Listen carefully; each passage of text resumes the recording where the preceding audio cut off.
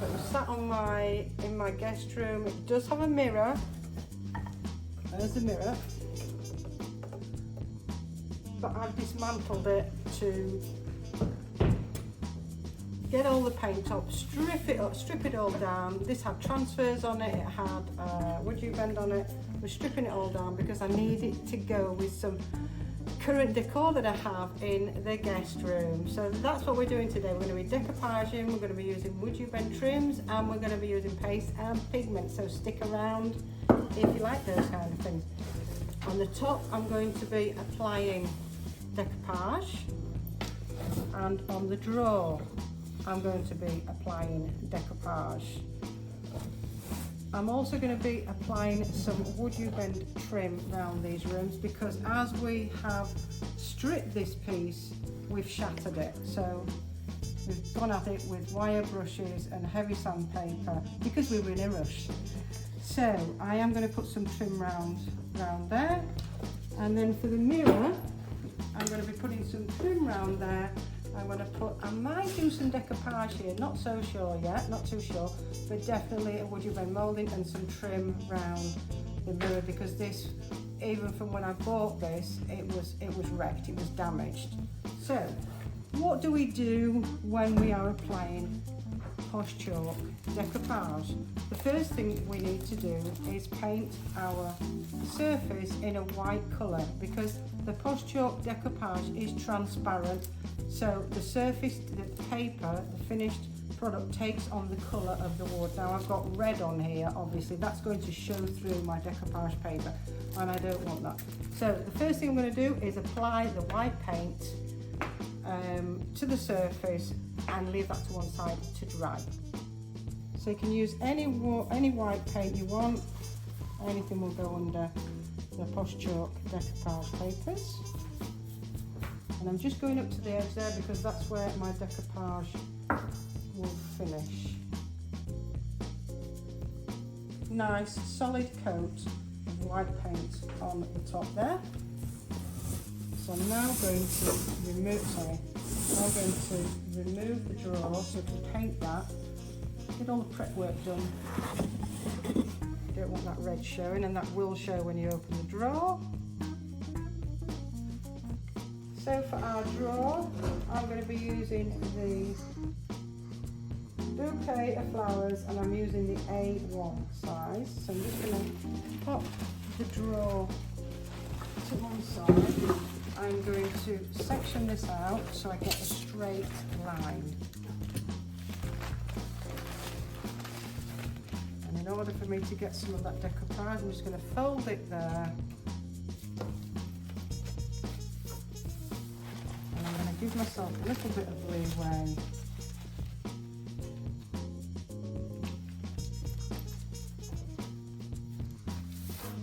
And I'm going to fold it there. So I'm giving myself this much to play with. Can I have some scissors, please? Thank you.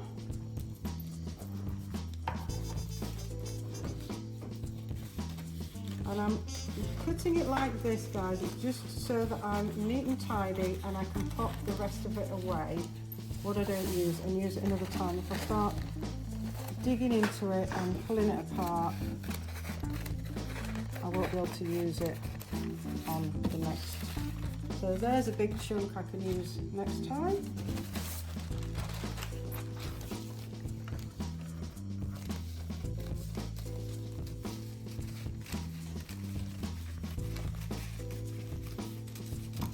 And this width is going to give me enough space to play with on the surface to get the pattern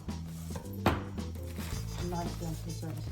That's another chunk there that can go away for another project. What do we think to that? Isn't that beautiful? That is what I wanted. I wanted to get that turquoise. Where in fact that turquoise is part of the actual plant pot, but I don't want it to look like plant pot. I just want that turquoise on there. I've got my posh chalk infuser here.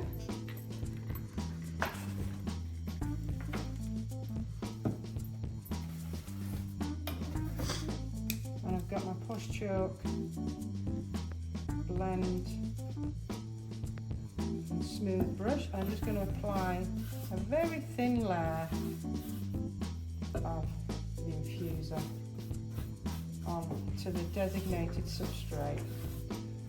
Now what you can do, because this is still exceptionally dry, is just mist a tiny bit of water, and that will help in the infusing process.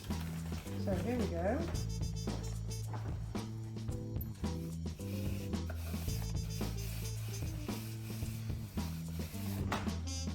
And I want that a bit further down, so just picked it up.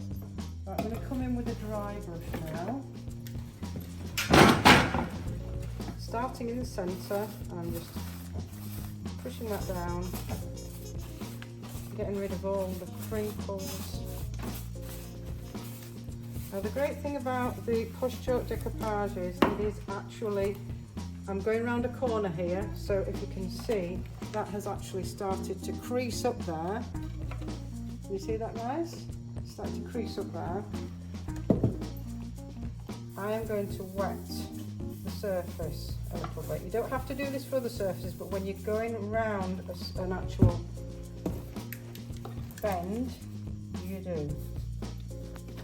So because the paper is flexible, just like the wood you bend mouldings, it's actually stretching around that corner. We're coming in with my infuser now.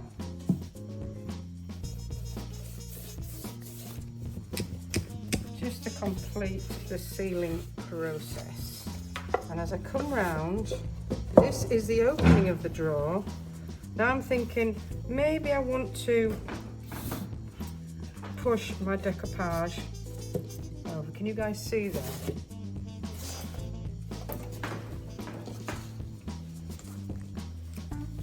Hope you can see. I'm going to turn it, wrap it over, so we've got a nice decoupaged edge. So let me bring that around here. So I'm coming back in with my brush, and I'm pulling it. Can you see? I'm pulling it there.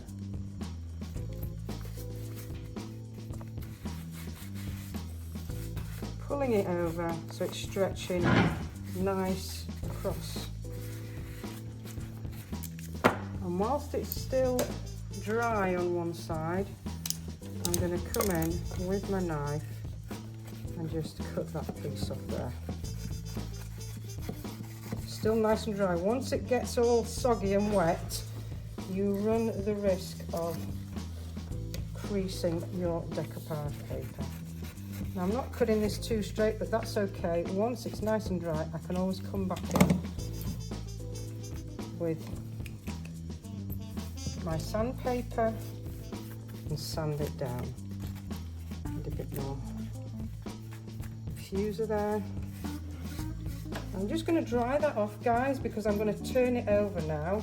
If I turn this over and put this wet surface on the bottom, it's just going to rip the paper off. So I'm going to dry that off. I'm just cutting around these edges.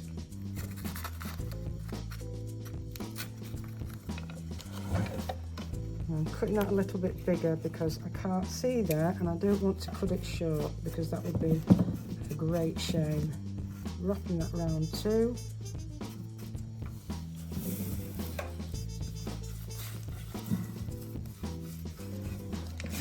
And do the same thing on this end. I'm going to turn it over just a little bit so it's got a nice finish on it. Popping some infuser underneath. Nobody will see this, but it will just give it a really nice finish. And really getting that absolutely saturated now with the infuser, so that the whole thing becomes one mass. The first decoupage on the surface without any creases. Isn't that pretty? Can I see some hearts? Do you love that, guys? I love that.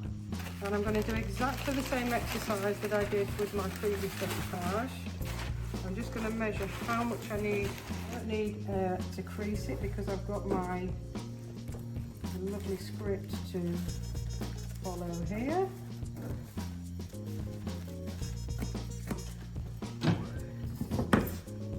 So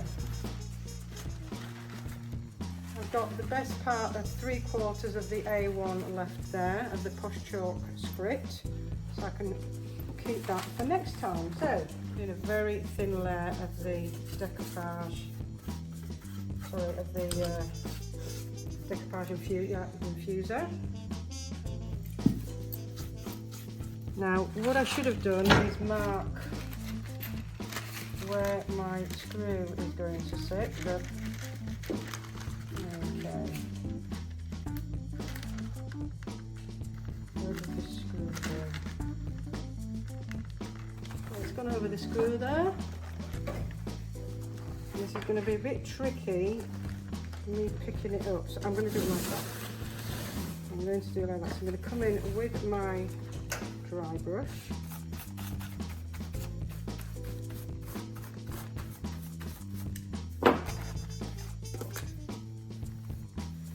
And it's very important that I get the lettering straight, because there's nothing worse, there's absolutely nothing worse than having script wonky on a surface. Brushing out as I go. Again, we've got a curved surface here, so the same thing is happening. The decoupage is actually curling up.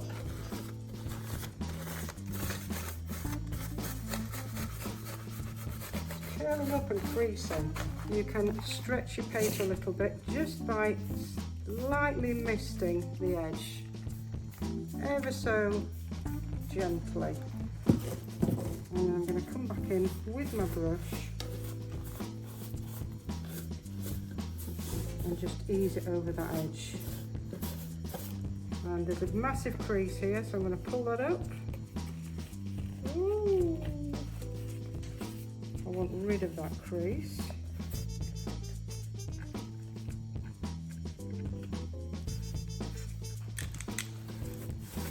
There we go, crease gone. Perfect.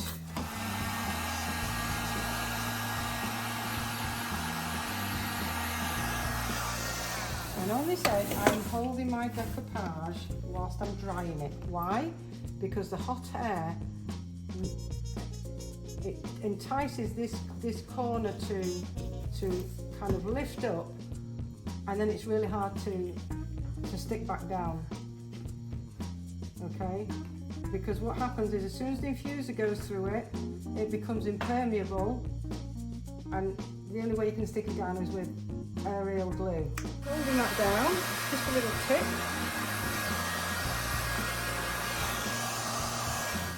Right, I've noticed I'm getting bubbles here because I'm trying to go too fast, so I'm going to spritz that with water.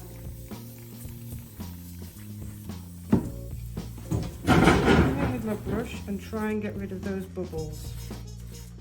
Those have been created from the heat that I am applying to the surface now. I'm really saturating it now because I really want that paper to flex around those edges.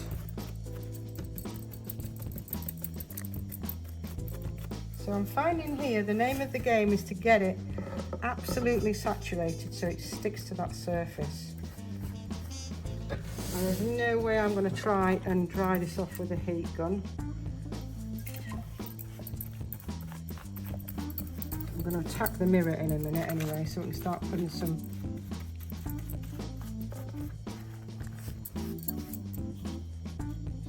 trims on the mirror. This will give this time to dry, and then I can come back. My bubbles are gone. I'll just show that to you before I pop it to one side for it to dry.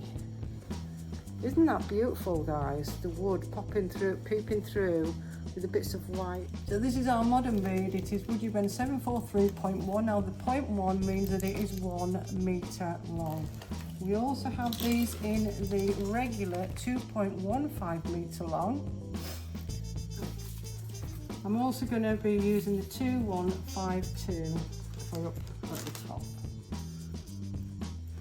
So I'm going to show you now how to apply the Would You Bend trims and how to do a little bit of mitering on corners if you ever need to.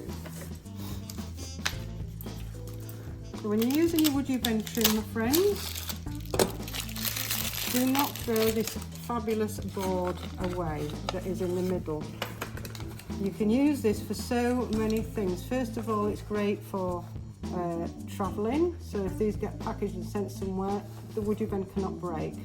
Now the Would You Bend in its cold state is friable, it snaps, okay, especially the trims. So make sure you warm these up before you use them. Never try and open a trim without actually warming it up. It will break. There you go. You can stick them back together again, but this is a very small fiddly trim and you don't want to be attempting that. It's just giving yourself more work, okay? So just put my mirror to one side. You need to cover the entire footprint of the moulding or trim with a good quality wood glue. I'm just going to apply a small bead all the way around. In fact, I'm going to do 2 elevations and I'm just going to spread it out with my brush. You can do this with your finger or a spatula, whatever is easiest for yourselves. Back to my trim now, and it's probably going to need heating up again because I've left it. It's a thin trim, so it does cool down relatively fast. So I'm going to heat that up again.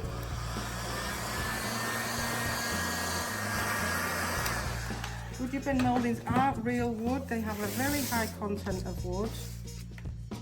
They're not plastic. I hate plastic. So I'm just going to pop that on there. And because we're going to be mitering, I'm going to cut these a little bit, just a little bit longer. I want to get my Would You Bend on the surface whilst my trim is still nice and warm. So I'm just lapping those over each other.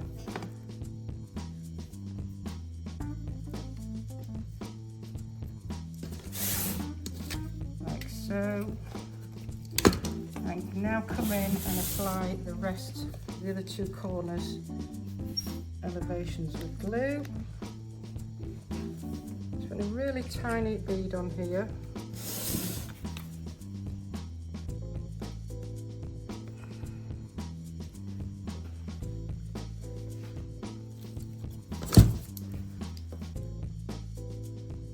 And just spreading the glue out.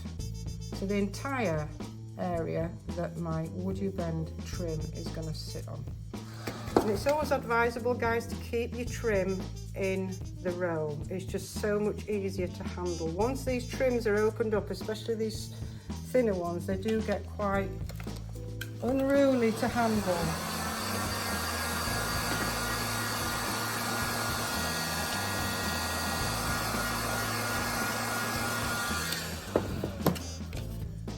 I'm going to do exactly the same thing. Placing my Would You Bend on the surface, giving it a little bit of extra length because I am going to be mitering. So you'll see there is a lot of glue coming from underneath. So whilst the glue is still wet, I'm going to come in with a wet paintbrush. Just some water there, wet paintbrush, and I'm just going to come in and wipe that off. This is going to be a textured piece, but I don't really need the addition of blobs of glue. I'm now going to concentrate on these areas of the trims, and I'm going to leave the corners until last. I'm going to be mitering those. Really pushing it down in situ and getting it nice and attached to the surface. Oh, and there's more glue there. This is like pimple popping. Lots of glue coming out there. coming in with the knife and getting rid of some of that extra glue there. Right, let's tackle the corners. We're not going to be using professional mitering tools, but I'll show you a really easy, effective way to do some mitering. So you've got both, you've got two edges of your wood you bend trim overlapping each other like that, okay? So we're going to warm through both of those thicknesses.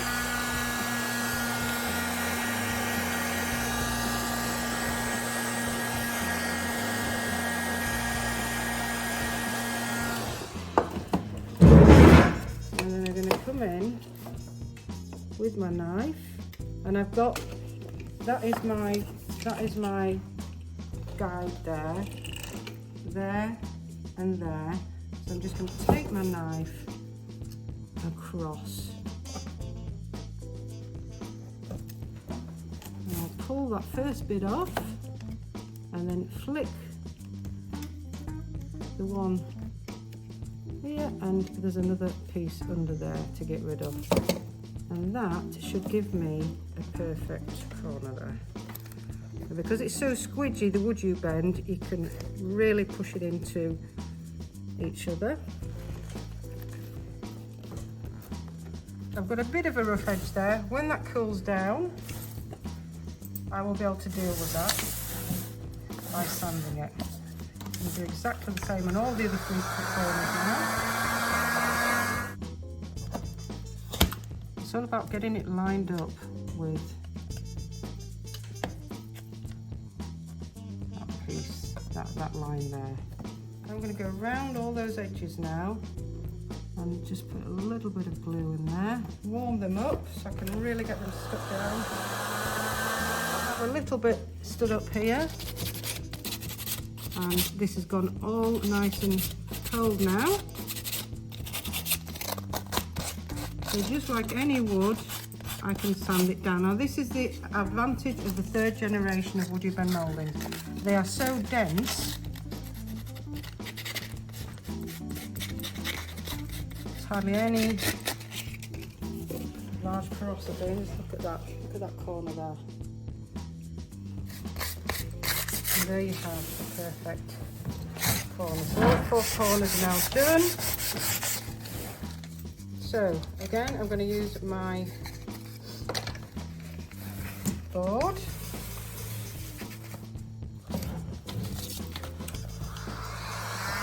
I'm warming it up in exactly the same way. This time I'm putting the glue on my wood you bend moulding. Same principle, applying it to the full footprint of the applique, and then spreading it out to the entire footprint of the moulding.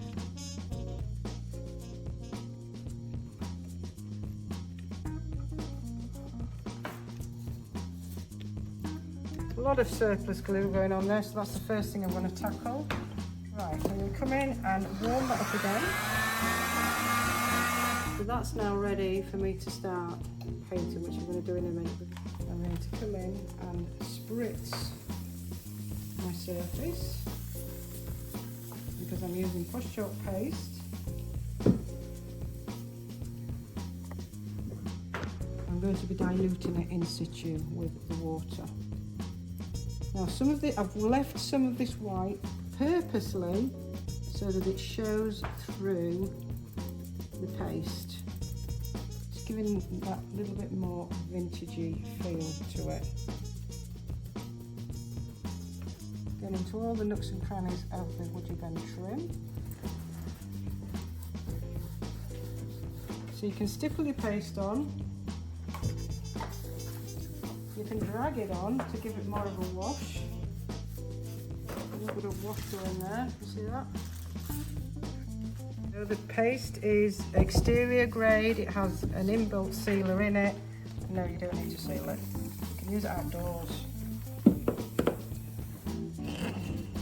It's an all-in-one product. I'm just going to get that dry, and then I'm going to come in with some different tones So look at that, look how it's stuck to that surface because the surface is so dry. We applied some brown Van Dyke paint on there, and I'm going to do a little bit with you guys so you can see how you can paint with the push chalk paste. Pastes. So here we go. How do we paint using push chalk paste? Simply spritz the surface with a bit of water, and then you come in with your paste, and you see that coverage, and that's it, guys. That is it, it's done. This is the paste in brown Van Dyke, guys. I'm showing you how to paint with it. I'm going to be putting a trim on here, but I'm going to get that painted anyway. So we can go right into that recess there. I'm not going to go all the way in because the drawer is going to be in there. So you can see how easy it is to paint with the pastes.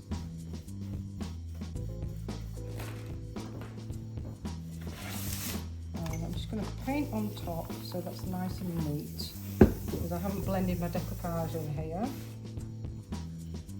Right, let's see if we can get this trim to bend around that surface there. Right, this has gone cold. Oh, sorry. And it's broken, so I'm just going to heat that up.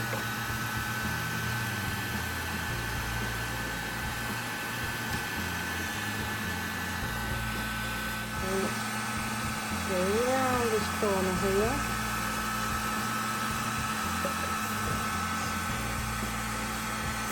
Cut and sand the rest of it off. Just going to get that onto the surface.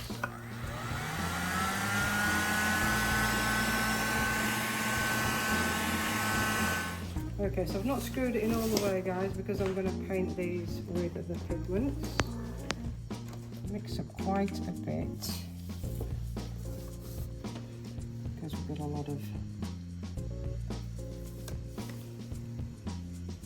pigmenting to do. Wow, yes.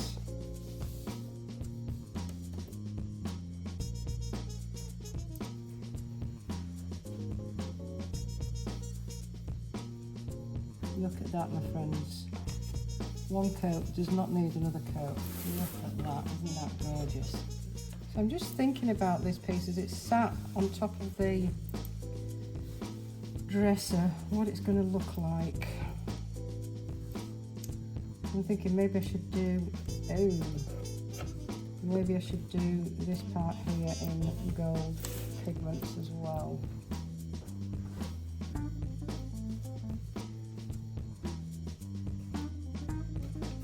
Go.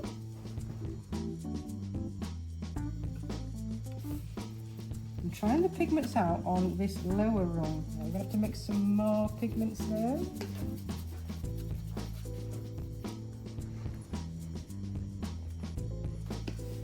Oh yes, no, I think that's perfect there. Just a little bit up here. You dry these pigments up. I'm just going to add a tiny bit to my paint to a scumble blade. So it's just a more controlled way of doing a wash. Right, so I've got my scumble blade glaze on there.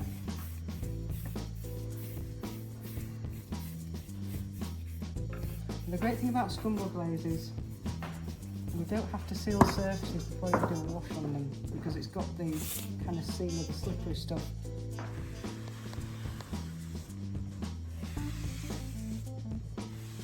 And it's leaving us with a really lovely haze. If I hadn't sealed this surface in infuser, more of the colour would have stayed on the surface, but it's perfect now. I'm going into that. Look there. Now, number one, this is covering up all the rubbish I've done today. So if my hand hasn't been steady because of my toothache, this is going to cover it up. And you're shoving that wax into that crevice. We're just getting that right in that crevice there. And a pasture waxing brush. You can use any waxing brush though. So I'm just going to come in and dilute that out. Extend the patina, that's why it's called patina extending wax. So the Artisan Enhancement Scrumble Glaze has given it a nice effect. I've then gone over it with the wax. Same down here.